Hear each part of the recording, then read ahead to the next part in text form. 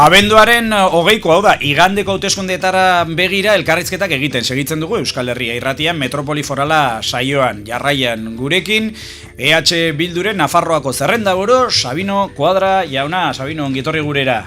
Egunon. Bideoan grabatzen ari gara elkarrizketa. Modernizatu egin daud. Baina ekarriko zenuen zerbaitola espektakularra egiteko, ez da konstituzio bat apurtzeko, edo seinera duen kamisetaren bat, edo zerbait, ez? Ez, eguneroko jantzi egin etorri gara, eta ja, nahiko horrekin. Bueno, aktorei galdetzen zaiena galdetuko dizut. Uste duzu, Espainiako Diputatuen Kongresuan enkasillatzen ari zarela, rol horrekin, protesta ikusgarriak egiten dituen diputatuaren rolarekin? Bueno, ni leku guztietan erantzun berbera botatzen dute. Nik kongresuan 200 bat interbentzio, ahozko interbentzio gutxi gora bera izan dut, eta horietatik bakarrik 5-6 interbentziotan olako keinu bat egin dut. Plastikozko poltsa batekin, ikurrinarekin eta ja, geratzen zara, bakarrik arrazoi horregatik markatuta, ezta? Horrek esan nahi du, adierazten duena da beste aldetik gainerako guziak izkutatu egin dutela, apropos. Normalean zuk egunerokoan kongresuan egin duzuna. Hala, zaila dela edabideetara iristea ezpada jite honetako protestekin edo ekimenekin. Bai, baina, bueno, ez genuen egin horregatik, agian igual, bueno, arrazoi bat, gehiago, baina egin genuen, pentsatu genulako, bueno, egin beharko zela. Kongresua ez da templu bat, sakratua. Hitzaren templu esaten diote. Ba, hipokrisiaren templua esango nukenik. Eta konstituzioa berdin, ez da, Biblia, bi horri, kentzeagatik, hainbeste lioa. Ez alda Espainiako konstituzioa sortzez garbia. Bueno, batzuk esaten dute hori, bai, baina beste batzuk, bueno, konstituzio horrek 7 aita eta 10 ez. Orduan ja...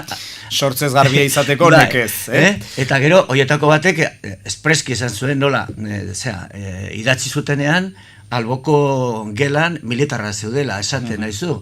Lehenengo artikuluan, bigarren artikuluan, beste hau, eta 8. artikulua, hau da, nahi duduna, eta hola egin. Bueno, gero mintzatuko gara konstituzioaz ere, baina jite honetako protestak egite dituzularik, Madrilgo Diputatuen Kongresuan, beste diputatuek eta zer esate dizute? Tratu daukazu, Bueno, batzuk txarroka, beste batzuk oiuka.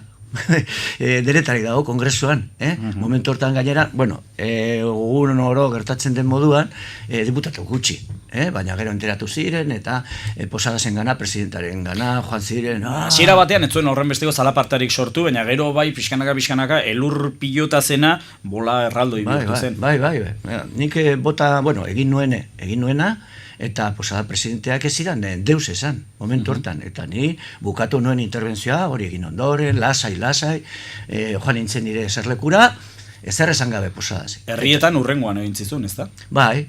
Bueno, egun horretan bertan, ja bukaeran, eta posadazen gana diputatu batzuk, bozeramile batzuk joan ondoren, orduan bai, toke bat eman zidan, señor Kuadra, esto que etxe ustez, tal, baina, bueno, hor txekeratu zen. Zertan geratu da, kontua, esan zuten zigorrak iristen altzirela, zertan ere ez. Muntaia mediatikoan ikustu dute neurria handi batean izan zela, Aizu, eta, bueno, goiburu edo lelo edo asko jukatu dituzu, kanpaina honetan zer, ez, erretirorik ez, jubilaziorik ez, izan daiteke zure leloa. Hori aurrekoan izan zer, jubilatu nenbilen, eta, bueno, bapatean, tokatu zitzaidan hori la Txina, eta, bueno, Madrila joan ginen, eta orain errepikatu. Bueno, ematen du alde hortatik, eta, bueno, horrela hartu behar, ez da, lan, bueno, polita, ematen du egin duzula, eta, bueno... Nola egiteko aitortza da, Bilduko jendearena. Zer? Nola egiteko aitortza da, Bilduko militanteena. Bai, militanteena, eta gero, kalean ere, bueno, hori da ikusten duzuna, jendea, bueno, bai, errekonozitzen, oroar amaiurrek egin duena. 4 urte hauetan izan zara, Madrilgo Diputatuen Kongresuan, ezagutzeko beta izan duzu, ze ondorio atera duzu? Ze ondorioak? Bueno, politikoki nik uste dut 4 urte hauetan zehar ikusi dugula horre Peperen gobernuak erabateko kontrarreforma atzerakoia egin duela, bata. arlo guztietan islaratu egin dena. Sozialean, hezkuntzan, osasungintzan, nazio udalgintzan, leku guztietan. Eta horrekin batera, lehen atera da, hola, baina egia da, demokraziaren templua baino, hipokresiaren templua dela. Talata guziz ere itzuli nahi duzu, zergatik? Hemengo jendeak esaten dizulako, interesgarria izan dela, zuke eginiko lana, lan osagarria izan dela, hemen egin den lanekin, eta zurea ere, osagarri gisa hartu dute jendea, eta lagungarri, eta horregatik bueltatzen zara, esaten dizute, aizu, Sabino, zuk egindakoa, ongi etorri zaigu, gure aldarrikatzeko, hemen mantendu dugun borroka hori sostengatzeko, eta hola, eta, arrazoi hori da nausia. Zuk zeuk aipatu duzu, kontraerreforma atzerakoia, eta mugimendu birzentralizatzaileak, eta horrelakoak izan direla legealdi honetan, beste kontu bat ere izan da, lehendabizikoz 78ko erregimenaren gainbeheraz hitz egin dela. Azkenean gainberan dago, ez dago gainberean, nola dakusazu? Bai, nik uste dute krisi sakon batean sartuta dagoela. Kontuan izan behar da, hala ere, bipartidismoa bukatzea eta erregimena amaitzea gauzak ezberdina direla. Baina nik uste dute, ustelkeria jota, 11 mobilizazioek jota, eta azkena, Kataluniakoa. Nik uste dute hori izan dela torpedo baten la linea de flotación erregimenaren zat. Eta orduan, gauza guzi horiek bilduta, hori krisisakon batean dagoela, orain momentuan erregimena, sistema. Eta, alde guzietatik, orain 6 urte esaten esaten da. Meloia, neurri batean, ireki behar dela. Norainoko ze tamainakoa izanen den irekitze hori, ez dakigu. Austura izanen den, edo reforma izanen den. Baina, sartu behar da hortik gure indarrekin, austura demokratiba bultzatzeko eta gauzatzeko jakina. Erabakitzeko eskubidea gure herriarentzat errekonozitzea, eta gero beste aldetik ikuspuntu sozial batetik, beste austura sozial bat lortzeko jakina. Kontrarreforma horren kontrako kontraerreforma, horrelako zerbait ere, kontzeptuarekin galdu nahi, baina uste dut ulertu dudala. Ideia horti doa. Aizu, aipatu duzu, bipartidismoaren gainbehera hori bai oso argi dagoela, besteak beste edo batez ere sortu direlako alderdi berriak, ez da? Zer iruditzen aldugu, Podemos? Bestea lehen da bizi, Ciudadanos. Gero galdetu behar nintzen Ciudadanosi buruz, baina urrenkeran, nahi baduzu hasiko gara Ciudadanosekin. Zer iruditzen Ciudadanos, Sabino Kuadra? Nik esango nuke, PP-ren koloreko fotokopia badela. PP-a geratu da ilun xamar, gaztatua, eta hola, eta bipartidismoarena bukatzen dela ikusita, benetako boterek operazio bat egin dutela koloreko fotokopia bat egiteko, eta leku berean segitzeko, ez da. Bigarrena. Podemos aldu guri buruz, zer iritzi? Lehiakide izaten alda, Nafarroan behintzat? Baina, baita ere kolegak, ezin duzuzuk hori jarri bestekin batera, eta, horiek dira, ez da PSN edo PSOE ere, baina, ezkerreko indarra, hori bai, baina, azken hilabetotan, mantendu izan dituzten jarrera batzuk kezkagarriak, alde ilunak, ikusten ditugula horretan, Katalunian hasita. Konparaziora, Katalunian hauteskundetan mantendutako jarrera kezkagarria irutu. Kezkagarria, gutxienez kezkagarria. Eta gero, politika aldaketa batzuk, adibidez, OTAN hasieran horren kontra jotzen zen eta modu argi batez, ezta? Eta gero, OTANekoa mantendu egin behar direla tratatu eta aliantza guziak eta, klaro, hori, Nafarroan eragin zuzena du, zeren azken finean, Bardetako tiro poligonoa epea bukatuko da horre 28. Eta esatea, bueno, akordio horiek mantendu behar direla, eta gero eskatzea hemen Nafarroan desmantelamentua, bueno, kontrajarri zamar. General bate horre jartzea zerrendetan bigarrena, ateratzekoa dena, conquistar el cielo con generales de aviación, hori kontrajarri zamar. Hori etxetik zerekarren, esaldi hori etxetik zerekarren. Bai, eta bueno, beste gauza batzuk ere badaude baina. Hori guzi hori horrela ikusten alduzu aukerarik PP gobernutik agintetik entzeko? Pepe, bueno, nik ez dakiz gertatuko den kongresuan. Guk kongresura joango gara 3 mezu garbikin. Bata, erabakitzeko eskubidea, gure egunerokoari erabat lotuta, Nafarroan 16 lege bertan bera utzi ditu gobernuak, eta horrekin lantzen dugu guk. Jarriko du fokoa Nafarroan. Hori izango zen bat, erabakitzeko eskubidea, bigarrena bake prozesua, lau urte hauetan egonda enpantanatuta eta atzera pausoak ikusi dugu, eta importantea da hori, lehenbiziko pausoa jakina presoen hurbilketa egitea, ezta? Eta hirugarrena, krisi honi eskerreko irtenbideak ematea. Horiek izango ziren gure erronka nagusiak kongresuan, ezta? Eta horren araberako baina zuen botoa beharrezkoa balitz PP agintetik kentzeko, zer? Ikusiko dugu panoramia. Zer esaten dute bestek? Eta esaten badute bestek, mantendu behar dela konstituzioa dagoen moduan edo erreformatxo batekin planteatzen badute, erabakitzeko eskubiderik ez dugula, ikusiko dugu zer eginen dugu. Bai, izan ere, legealdi honetan mintzatu izan da, prozesu konstituzional gile edo konstituzio gile bati buruz, orain gehiago hitz egiten da konstituzioaren erreformaz. EH Bildurentzat, non daude minimoak, gutxienekoak erreforma baten alde egiteko? Prest zeundekete erreforma prozesu batean parte hartzeko?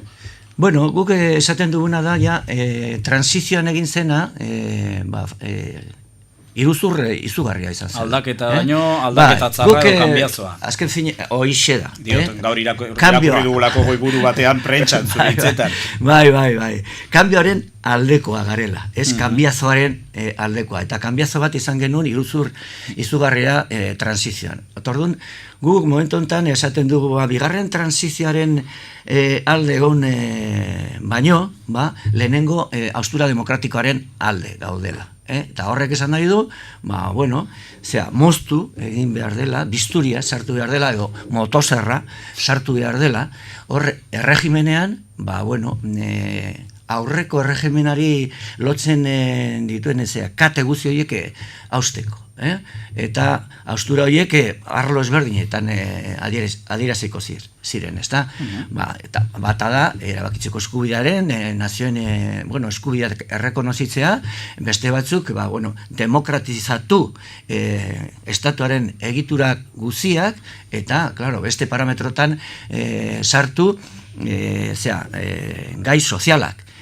Aldaketa egin zuten aurrekoan, konstituzioaren 125. Artikulua erabat aldatzen, eta interesak, bankeroen interesak gainerako interesen gainetik jartzen, eta gauza horiek erabat aldatu behar dira. Eta hori guretza da haustura demokratikoa, ez erreforma. Eskuin politiko eta mediatikoa Nafarroan aurkezten ari da, igandeko bozketak aurkezten ari da foru hauteskunden bigarren itzulia balira bezala. Zer iruditzen hori? Bueno, hortik guk lehenengo momentutik esan dugu, neurri handi batean hortik joan egin beharko zela apostua. Indartu hemen eginiko aldaketa politiko eta soziala, indartu estatuko hauteskunde hauen bitartez. Eta horregatik izan gara... irakurketa horretan bat zatuzte beraz pixkat upeneren irakurketarekin, horrela aurkezten ari baita, ez da? Pixkat aldaketa versus erregimen zara. Kontrakoa esaten duten. Nola baitere erakutsi nahi dute gobernuak ez duela aski sostengurik, aldaketaren gobernuak. Zuek apustu horren aldekoak zinatekete? Gure asmoa zen hori, sortutako aldaketa hori, politiko eta soziala, sakondu, sakondu, indartu hauteskunde hauen bitartez. Eta horregatik planteatu genuen lehenengo momentutik kandidatura bateratzaile bat sortzea. Ez bakarri senaturako eta kongresurako baita ere. Eta horrekin pentsatzen genulako indartuko zela hemengo aldaketa eta gero beste aldetik datorrenarekin eta datorrenaz hitz egiten dudanean, zan nahi du CEOek, Bruselasek, OCDek, esan dutela argi eta garbi sakondu egin beharko dela lan erreforma, pensioen murrizketak eta bar, eta aurre egiteko denok elkarrekin hemen egotea, kongresuan, horren kontra, eta konstituzioaren erreforma horren bitartez batzuk planteatzen dutena, hain zuzen, kafesnea guztiontzat, edo kafesneak goxoa dira, taladrinea guztiontzat, horri aurre egin behar den diozula. Txikoria guztiontzat. Txikoria, goxoa da, txikoria, baita ere. Bai, aguatxirri. Hortxe utziko dugu kontua. Hori horrela, igandeko hauteskundetan zure irudikoz, Nafarroatik begiratuta zer dago jokoan? Asko, komentatu berri dudana. Batzuk argita garbi esaten dute Ciudadanosekoek, aguatxirri guztiontzat. Eta horrek esan nahi du, konpetizia gutxiego, gure eskumenen kontrako zerbait egin nahi dutela. PP antzeko zerbait esaten du hemen, hain garbi ez, baina gero beste aldetik baron batzuk argi eta garbi agertu dira mezu berberarekin, berdin PSOEko buruzagi batzuk. Gero hemen Nafarroan agertzen direnean ez dute olakorik botatzen, baina arrisku potolo hori... Arriskua badaukazura zu, Nafarroaren autogobernuaren kontra. Eta guk horren aurrea zer esaten dugu, lehen da bizi, kontua ez da bakarrik konbenioarena, eta jotzea, hori. Arazoa da, lehen da bizi, pasa diren 4 urte hauetan, murrizketa potolak izan dugu. 16 lege bertan bera utzi ditu Madrilgo gobernuak, eta ez hori bakarri baizik, eta Madrilen onartu dituztela lege piloa, gure gehiengo sozial, sindikal eta politikoen kontra. Orduan, ez da kontu bakarra onartzen duguna bertan bera usten dutela, ez da kontu bakarra gaitzesten dugun guzia onartzen dutela Madrilen. Orain, 3. eraso batekin datozela. Nahi dutela gure eskumen guziak murriztu. Eta paketea dena da. Eta pakete horren aurre egiteko uste dugu, erabakitzeko eskubidea aldarrikatzea beharrezkoa dela. Eta zer gertatuko da?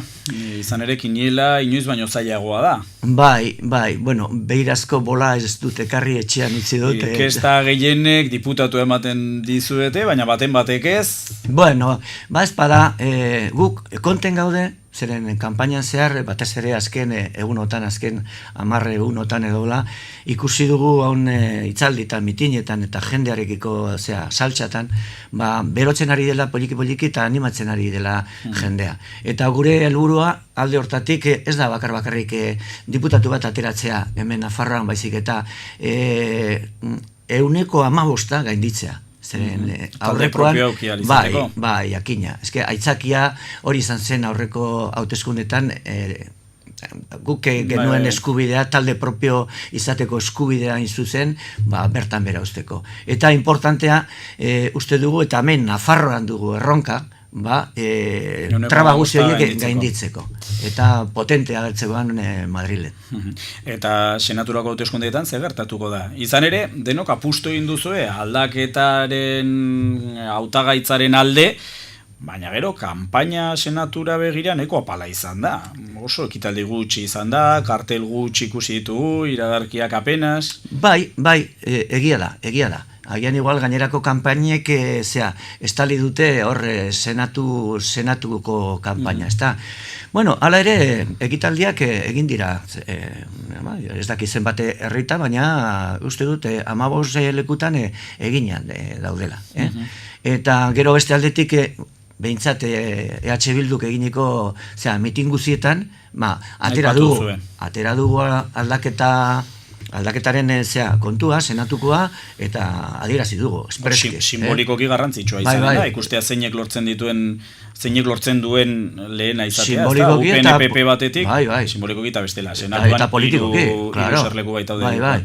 Hiru gehi dagonarekin, hauzu, 4 senatari, eta UPNek, eta egoera politiko honetan, demagun, konstituzioaren aldaketaren, planteatzen dela erreforma, eta hor agertzea 4 diputatu erreforma horren kontra, eta bat bakarrik alde, hori oso importantea, grafikoki eta politikoki, jakina.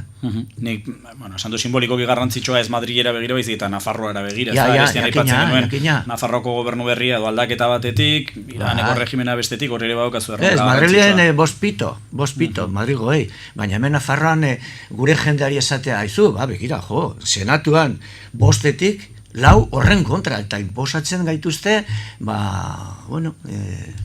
dena. Zer moduz dara mazu kampaina, Sabino, azken txampa honetan? Azken txampan, konten, falta zaiguna, deus nola amaitu behar duzu gaur? Nola amaituko dugu?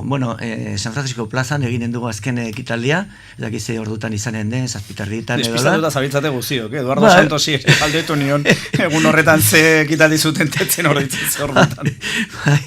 Kriston nahazte gorraztek egin gabiltzagun hauetan. Baina, arratsaldean ekitaldia bakarra izanen dela, azkena, San Francisco plazan nahikoa da. Eta zapatakor jarrita afixetan, olentzero datorkit gogora, ikusten dudan aldi oro, data biziki unkigarri hauekin etorri da hauteskunde kanpaina, eta hor zapatak uzten hoi dira, zapata piloa, atera dugu guke kanpainari, ikusi duzan karteletan, eta ora koloretsuak, mota guzietakoak, eta, orain zapata horiek bete behar dugu, oinak ezberdinak ere, bete behar dute. Ederki, Sabino, bada astelenean mintzatuko gara, erronda bat eginen dugu hautagai guziekin, ea ze emaitzauki dituzuen, eta ze valorazio egiten duzuen. Mi esker gurera hurbiltzeagatik, elkarrizketa egitera, eta entzuleok, ikusleok, ikusi duzue. Hautagai euskaldunak zituzten indar guztiak elkarrizketatu ditugu, ikusiko dugu zer demontre gertatzen den igande.